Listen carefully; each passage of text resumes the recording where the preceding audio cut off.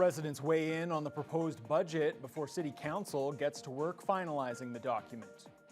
Good evening and thank you for joining us. Members of the public had the chance to have a say on Thunder Bay's proposed 2024 budget last night. A question and answer session was held at the Victoria Inn with a wide range of opinions on how our tax dollars should be spent.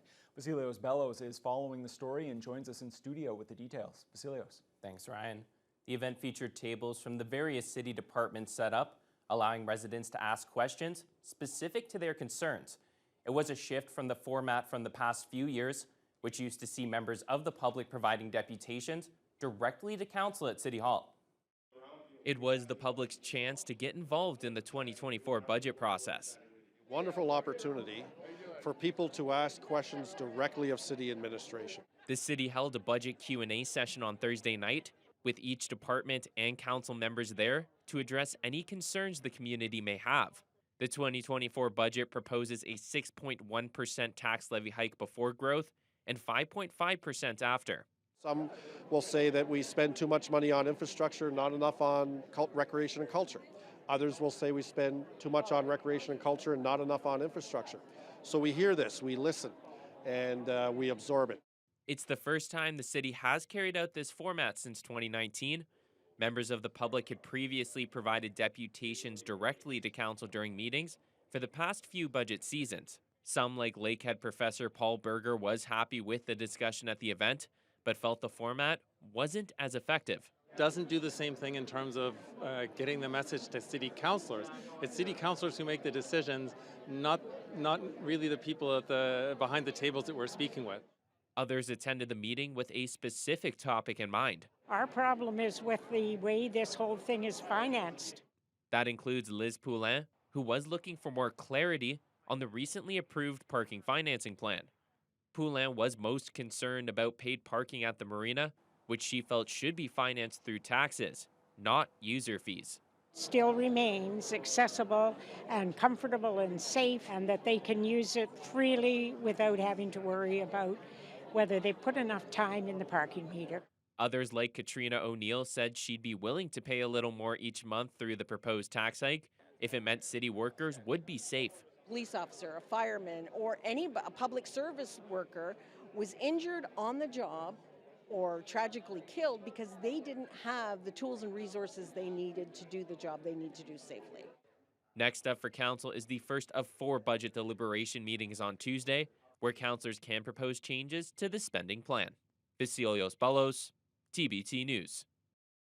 The chief of Edmonton is vowing to fast-track the construction of a new school in the First Nation after a devastating fire destroyed the John C. Yesno Education Center yesterday morning. Chief Solomon Atlukin says they're making temporary plans for online learning and a temporary facility for the 299 students. But he says a new school must be built as soon as possible. Jonathan Wilson reports.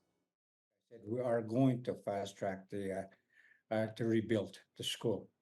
There's no excuse of not having to do that because every child has a right to go to school regardless what happens. Edmonton Chief Saul Atlukin says his community has been coming together to cope following the major fire that burned their only school to the ground. And they're just shocked, devastated, and the school's gone, up in flames. But even the kids, were crying. A few of the kids were crying that morning when they found out that they lost the school. 2 boys, aged 17 and 14, were taken into police custody on Thursday with arson charges pending. But when I did hear that it could be arson, it was unbelievable. I couldn't believe that could happen. My initial reaction was just like anybody else would, I guess, anger. Why would they do it? Why would somebody do that? But, after a while thinking about it, I can't approach it that way. Instead, Atlukin says he has to focus on helping the 299 kindergarten to grade 9 students salvage their school year. They're planning for virtual learning to begin soon and finding a temporary facility to house at least some of the students and teachers. We're also already submitted some proposals for a temporary solution in housing our students where they can go to school temporarily. And they're working with Matawa and Indigenous Services Canada to fast-track construction of a new school, which has been bogged down in the planning and funding stages since 2019. And we want to move fast on it. It's something that needs to take place immediately, moving forward for planning for a new school. And we all know federal government has the fiduciary responsibility to for education of our Indigenous kids, and that should be their priority and goal, and that should happen immediately. Jonathan Wilson, TBT News. The reliability of Thunder Bay Transit is being called into question by international students at Lakehead University. A petition has been launched citing a lack of consistent bus arrival times and inadequate shelter at most stops. City transit officials admit the system is struggling right now due to a driver shortage. Riley McManus has more.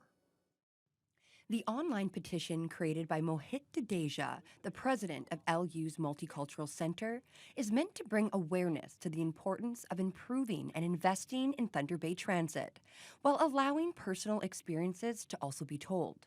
The most notable issues from the LU students are the unreliable times for buses to arrive and the number of bus stops with no shelters. That I propose here is that that there should be shelter on all bus stops. That's really important, especially like in this harsh winter. I mean, is it feasible to have a bus shelter at every bus stop? It is not.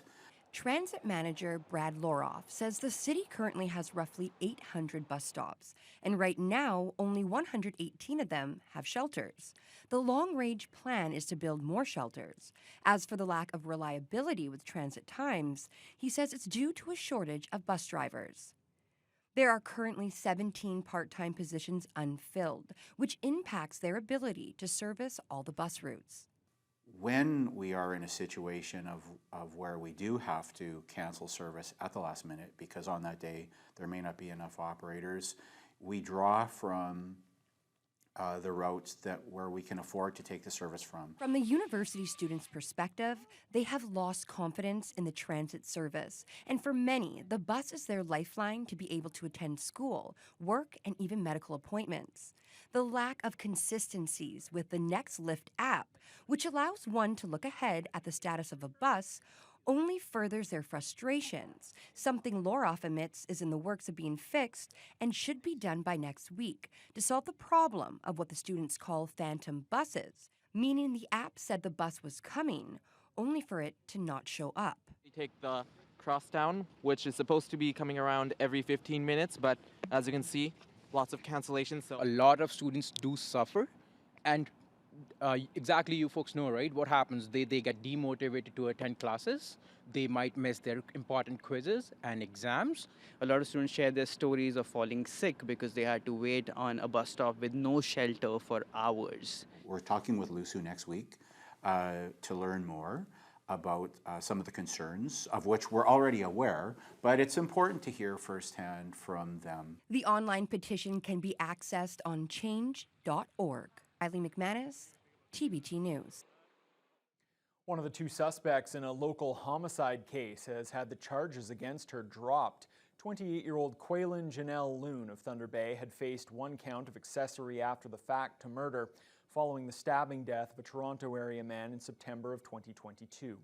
The murder happened at the Andrews Court apartment complex on South Cumberland Street. The victim, 28-year-old Sean Mark Newsom, was rushed to hospital and pronounced dead soon after. 6 weeks later, City Police located 27-year-old Isaac Talbot Hall of Toronto and charged him with second-degree murder. Police also arrested Loon at that time on the accessory charge. Today in court, however, the Crown asked that the charge against Loon be withdrawn.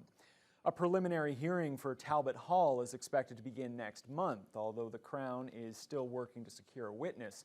The prelim will determine if there's enough evidence to go to trial. Murder charges against a Southern Ontario man accused of helping people die by suicide have been upgraded to first degree.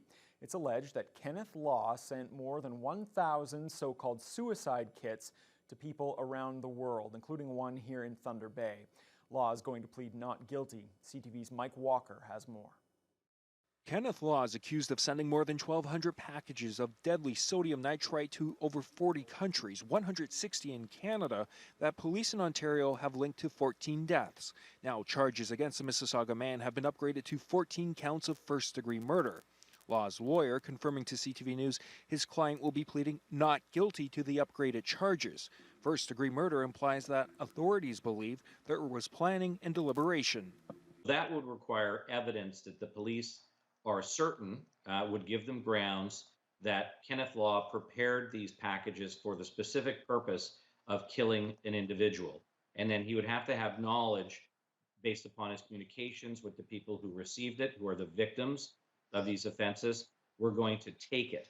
Sodium nitrite is a preservative which is potentially deadly in large doses. Law, who once worked as a chef at the Royal York Hotel, initially faced charges of aiding and abetting suicide. In December, those were upgraded to 14 counts of second-degree murder. Legal experts say the evidence for the upgraded first-degree murder charges must be compelling. It's never been charged before. Not only never in Canada, never anywhere. So this is very much a test case. Is this an unlawful act, first of all, because counseling suicide is an unlawful act? Is this a homicide? And suggests there could be some challenges for the prosecution. Information from his computers and communications with the people who received these packages and who are the victims. There would have to be compelling evidence that he's constructed these packages specifically to kill, that in fact he had knowledge that the individuals he was sending it to were going to take it so they would die from these substances. They will have to show that this is not a one-off, that the planning and the deliberation is by virtue of the planning and the deliberation on so many other counts or instances. Law remains in custody. He has said he's not responsible for what people do with his product. Mike Walker, CTV News. Some long-awaited news today for Thunder Bay pet owners who need a veterinarian. A vet clinic is opening its doors to new clients starting next month. Northwestern Veterinary Hospital on Oliver Road has announced on its website and social media pages that it'll take online applications for new patients starting Wednesday, February 7th. A limited number of applications will be accepted for dogs and cats, and once the maximum has been reached, pet owners will need to try again the following month. Most local vet clinics haven't accepted new clients for several years due to a lack of veterinarians, forcing many pet owners to travel to places like Dryden or Grand Marais in Minnesota. Applications are online only and won't be accepted by phone, email, or in person. The new Pavilion in Shunya is expected to be finished by the end of next month. The outdoor facility at the McGregor Rec Center has had its fair share of delays during the planning process, but hopes remain high for the project and residents are eager to see it done. When completed, the pavilion will hold an outdoor rink with lights during the winter months. Then in the summer, it will be a sheltered venue for things like farmers markets, concerts, and other events. The pavilion will be equipped with hockey rink boards that can easily be taken down once the snow melts. Shunya CAO Paul Greenwood spoke about the construction delays and how the budget is looking. With respect to the delays of construction, part of it was due to some initial additional analysis as far as the groundwork that was needed to be completed before the cement base went in, and also there was a few delays with respect to some of the trusses and the time frame. And budget for it is on par? Yeah, budget is coming in just under $1.4 million for the project, and we've been fortunate to get half of that funding from NOHFC. Greenwood adds the municipality is excited to open the pavilion to the public as a way to bring the community closer together. Well, last week's -30 temperatures may have kept kids off the local sliding hills, but now that the mercury has risen, Chapels Park was the place to be today as kids and families took full advantage of a school PA day. The old sliding hill at Chapels Park was closed and relocated last winter due to the planned construction on the city's new indoor tennis facility, and the new one is proving to be just as popular. Many families were eager to try out the new hill. With kids out of school for the day, it was the perfect opportunity to bust out their sleds. All the children we spoke to were excited to go flying down the big hill. And what has been your favorite part about sledding on the hill today? Sledding. Sledding? How about you? Sledding on the tube. And what was your favorite part about sledding on the hill today? Sledding. Did you take the GT or go on a tube? GT. And with the mild weather set to continue, the sliding hill will likely be just as busy tomorrow. A Sudbury man is the latest to become a millionaire courtesy of the Regional Health Sciences Foundation Thunder Bay 50/50 draw. Vince Vocaturo got the life-changing call from CEO Glenn Craig this morning, telling him that he's now $1.2 million richer. Hello, Vince. Yes, Hi, it's Glenn Craig. How's your day going? very good. Very good. Did you buy some tickets in the Thunder Bay 50/50 this month? Yes, I did. Do you know what the jackpot is? No. Well, it's $1,205,185. Jesus Lord. Yeah. Oh, yeah, they just called me. Oh, my God. Oh, nice for your call. You are now a millionaire. Oh, thank you very much. I appreciate that. So what do you think you're going to do with all that cash? Oh, well, I put it away for my kids. Oh, that's very nice. And I'm going to buy a new truck. Yeah, can't give it all to the kids. Vocaturo says he buys tickets every month, but never imagined he'd win. The 50/50 draw has now given away more than $33 million in prize money since its inception. Tickets for next month's draw are on sale now. And Haley, that means the sun was certainly shining for that big winner. Not really the case for us here in Thunder Bay today, although as we saw earlier, that didn't keep the kids off of that sliding hill at Chapels. Absolutely. The lottery winner was seeing green, kids were seeing the white snow, and most of Thunder Bay was seeing gray again today, as we had a mostly cloudy day once again today. Clouds heavy in the morning and with periods of sun here and there. Our high today was 1 degree, which we hit at around 4 o'clock. And our low was not very cold at all. It was -1, and we hit that at 8 a.m. without wind chill being much of a factor at all, as winds were very calm with only gusting up to 7 kilometers an hour from the east. As we take a look at our region at this hour, we have areas like Red Lake, Kenora, Sioux Lookout, and Dryden, all experiencing periods of light snow, and they've all had similar temperatures today as well, ranging from -2 and -3, and you can see that reflected here. -2 is actually Red Lake's high of the day. But some other areas are seeing warmer temperatures at this hour. Fort Frances under cloud skies, but they're at 0. Same with Atikokan, Nipigon, Wawa, and Sault Ste. Marie as well. They're under cloudy skies. They've seen mist for a lot of the day, but Wawa had a little bit of drizzle. Greenstone currently with a little bit of light snow as well. As we look into the night for Thunder Bay, we will drop down to -6, feeling like -9 with the wind chill. So slightly colder, but still not in the negative double digits. We do still have a chance of precipitation, and depending on how quickly those temperatures drop, it could be drizzle, changing into flurries as it gets colder, or freezing drizzle. So we still have a chance of that moisture affecting us tonight, Ryan, but still very beautiful temperature-wise. Yeah, these temperatures absolutely wild for the end of January. We'll take them, though, as long as we can get them. Thanks a lot, Haley. Well, turning to the big story on the international front today, the International Court of Justice has delivered a significant ruling regarding the war in the Middle East. It's demanding that Israel take measures to prevent a genocide. However, it stopped short of calling for a ceasefire in Gaza. We'll have those details and more as your Friday News Hour continues right after the break. The court is acutely aware of the extent of the human tragedy that is unfolding in the region and is deeply concerned.